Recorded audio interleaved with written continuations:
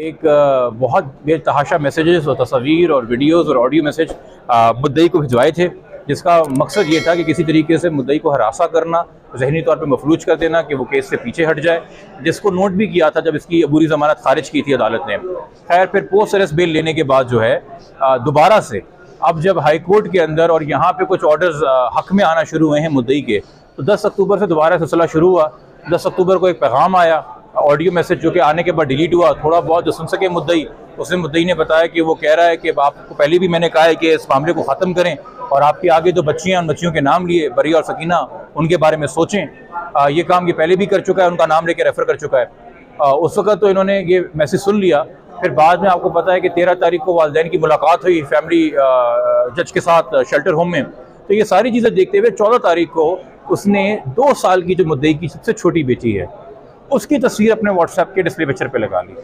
अब वो छोटी बच्ची ना ज़हीर की रिश्तेदार है, ना ज़हीर का ख़ानदान वाला उन्हें जानता है, ना ज़हीर के कोई दोस्त से जानते होंगे। व्हाट्सएप पे उस पर एक ही बंदा है जिसके लिए वो तस्वीर लगाई गई है और वो मुद्दई है।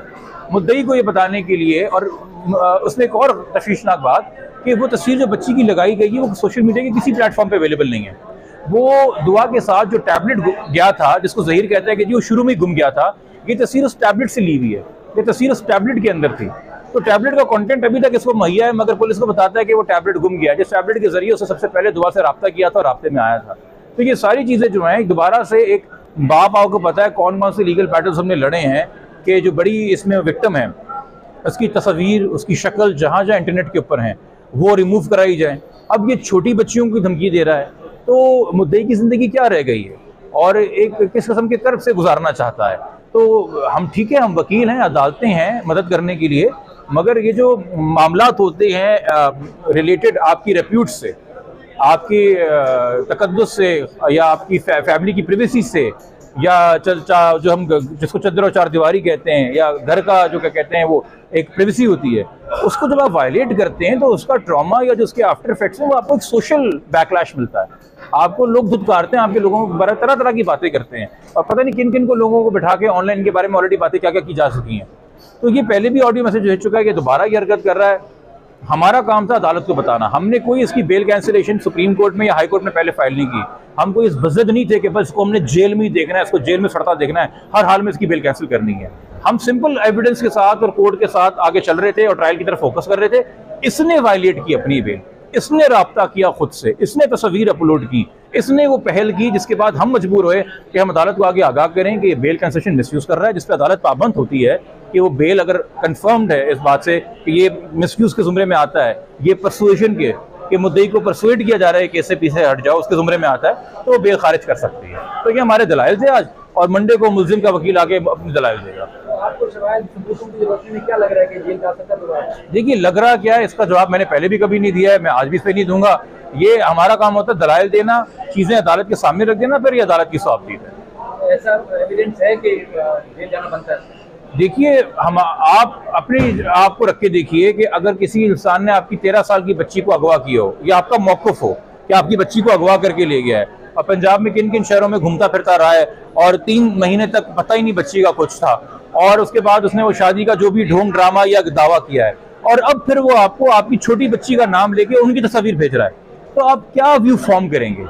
आपके दिल में क्या वसवसे आएंगे, क्या डर और खौफ आएगा? ये एक सब्जेक्टिव एलिमेंट होता है ना।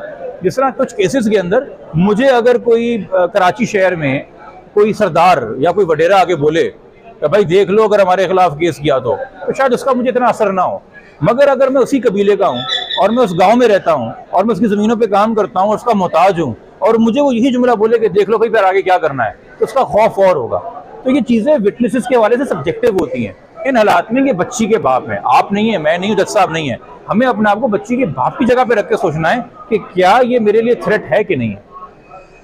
एक आखिरी सवाल है कि ज़हीर को अभी भी पुलिस की सिक्योरिटी मुयसर है, मतलब पुलिस की सिक्योरिटी में होता है। पुलिस की सिक्योरिटी में होने के बावजूद ऐसे मैसेज करना क्या पुलिस की कारकर्दगी पर कोई सवाल बनता है? तो जो पहला मैसेज जिसने भेजा था सबसे पहले, जिस दिन इसको पूरी जमानत मिली थी, वो ये था कि ABCC के दफ्तर में आके मुझसे मिलो, मामला खत्म करते हैं।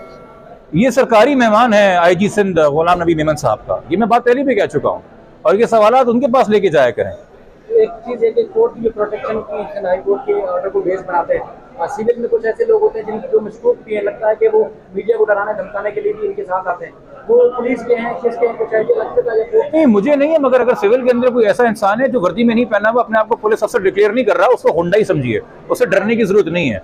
पुलिस जब भी ड्यूटी के ऊपर होती है तो उसका काम सिविल में होना नहीं है, उसका काम पुलिस के कपड़ों में होना है। और अगर आप किसी को सिविल कपड़ों के अंदर किसी से बहस होती है, हाथापाई होती है, आपको इल्हाम थोड़ी कि पुलिस वाला है, वो क्यों इस तरह के गेटअप में आ रहा है कि आपको खासतौर पे कोर्ट के प्रेमिसेस में तो कोई ना किसी को डरा सकता है ना हरास कर सकता है। तो मीडिया को खौफजदा होने की जरूरत नहीं है, रिस्पॉन्सिबल रिपोर्टिंग करें, मगर किसी के डर खौफ में भी ना आए।